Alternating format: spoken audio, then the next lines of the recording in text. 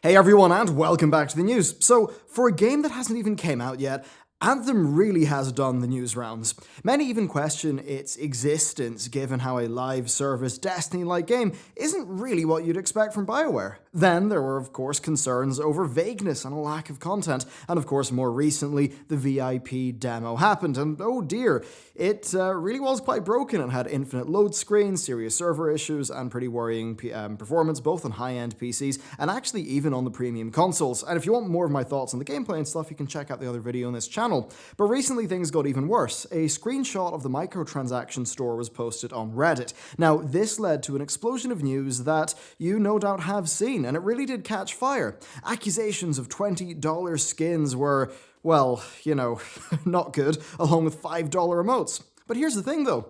We don't actually know any of that for sure. We have no idea what the currency conversion of shards to dollars is. It literally says nowhere that it's $1 per 100 shards. Yet, seemingly, everyone has assumed that, with some reposted blogs even going so far as to claim that that is what it is.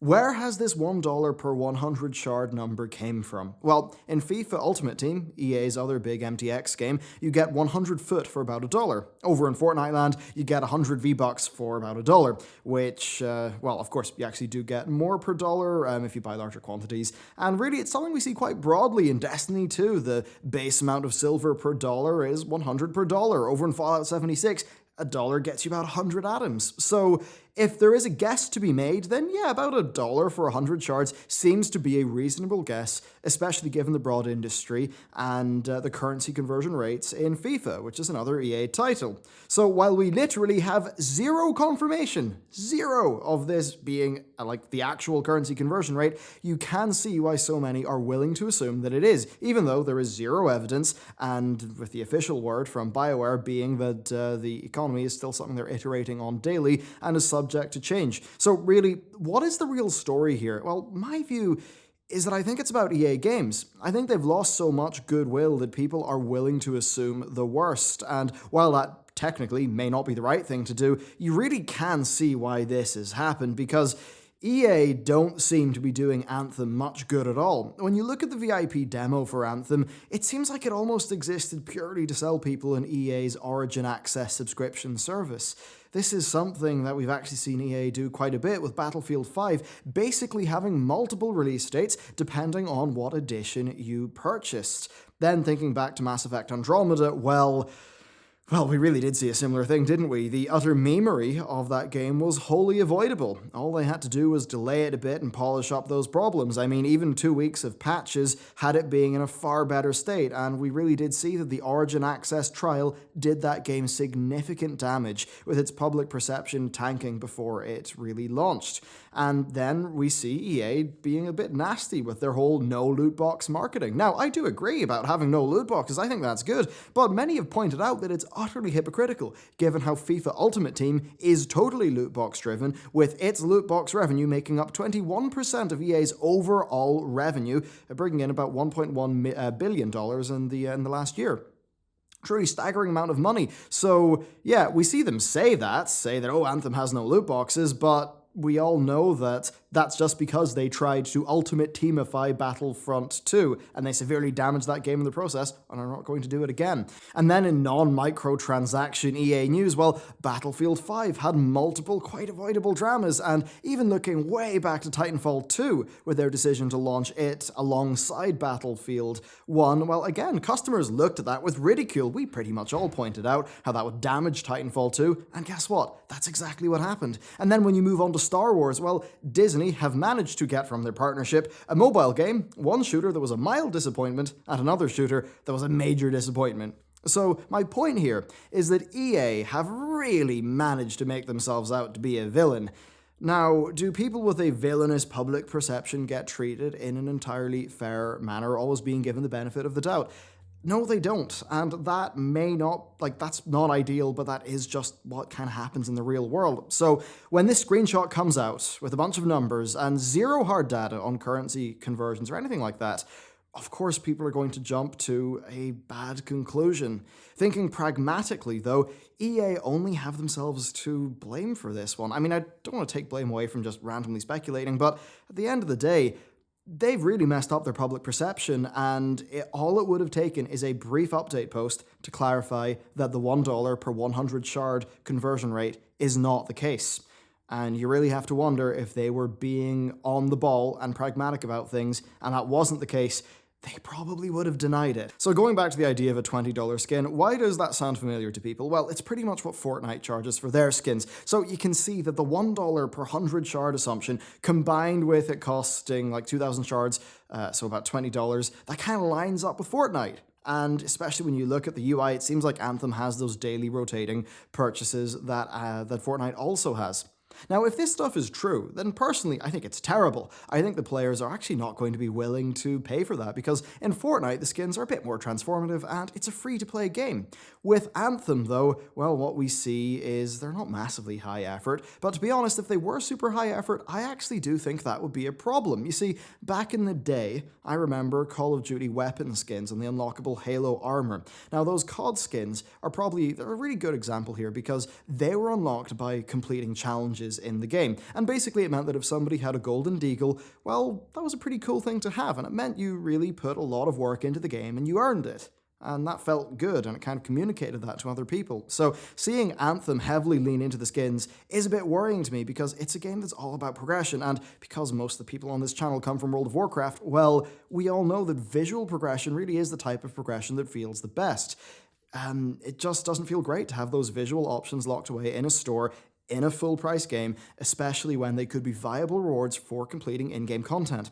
For me, visuals are always the best way to reward mastery of a game, and while I can tolerate some paid skins from time to time, I do think that especially for a game like this, it is to the detriment of the quality of the game. Assassin's Creed Odyssey is another fantastic example of this being done wrong. The coolest looking armor sets in that game, well, they are not unlockable through gameplay, they are purchased from the store.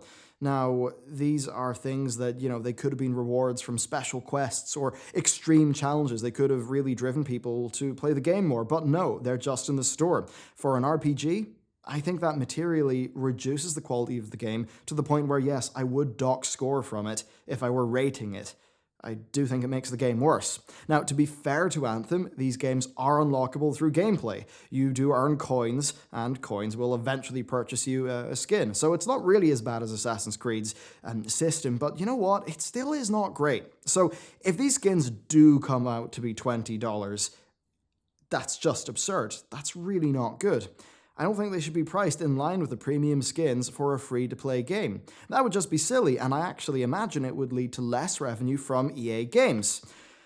Unless they are expecting things to be a bit different. Maybe they are expecting people to be mostly getting this game with their Origin Access Premium subscription. Sure, that does not make the game free, but it does remove the feeling of specifically paying, $60 or $80 for the game, because many people just forget about yearly subscriptions. So what if their plan is to get people into their, £90 a year Netflix for EA Games platform, and then have free-to-play priced microtransactions inside their games? When you look at the company's financials, 40% are from live services, with 21% being from FIFA Ultimate Team. Now, interestingly, you also get a discount for the FIFA currency if you are an Origin Access member. So when you add all of these things up, to me, it seems kind of clear what their plan is. EA know that live services are the core of their current financial success, so rather than be creative and create new trends, they're basically just going to be trying to live serviceify everything. Just look at Battlefield 5. It launched with a tiny number of maps and modes, and now has a trickle of content coming out with Tides of War. It really does seem quite lackluster so far to me as a long-time Battlefield fan since Vietnam. Now, it just seems like their plan is to get people Access Premium and then massively focus on them just buying extra stuff afterwards. And hell, it seems like they're willing to even lose money to get that to happen. With Access, somebody can pay for a single month, for 10 hours of their games, or £15 a month, and they'll get full access to the whole library. And that does seem exploitable. Put down 15 quid, get your fill of Battlefield, Anthem, maybe a bunch of their back catalogue. Once your month's up, just stop. You'll have got a bunch of game for not that much money. So it seems to me like they're willing to take the risk of that happening a lot to increase their base of yearly subscriptions, and then to get people people to partake in more of the microtransactions. And when I think back to Battlefield 5, well, a lot of its stuff can be earned in-game, but honestly, it kind of takes so long that, yeah, many people are going to feel pressed into buying things with real money. So to wrap things up, I think it's really easy to see why the internet is so willing to jump down EA's throat on Anthem. They have done a lot to break down their relationship with their customers, and while it is maybe technically, I mean, yeah, it kind of is unfair to assume $20 skins when there's no real evidence, it's clear to see why that happened. You reap what you sow, and EA kind of have sown the fields with salt. So yes, we are going to have to wait and see. And really just see how the Anthem skins are priced in the end product. It could be that the original plan was $20, but that the backlash will cause them to rethink their strategy. If so, then I suppose it could all end up being for a bit of good, even though I do feel that no matter what, the game's reward loop is going to be undermined by such things existing. So there you go. That is my thoughts on the whole Anthem system, on this whole news story. I felt it was maybe just a little bit better to kind of wait and do more of a meta story about why the headlines are existing. I didn't really feel like just jumping straight on the, $20 per skin thing, because at the end of the day, there wasn't a hard confirmation, so I just felt like it was too early to jump on that. However, I do think that there is an interesting broad narrative here, that of EA really setting up the base conditions for their customers really not liking them, and really seeking out opportunities to kind of hit them where it hurts.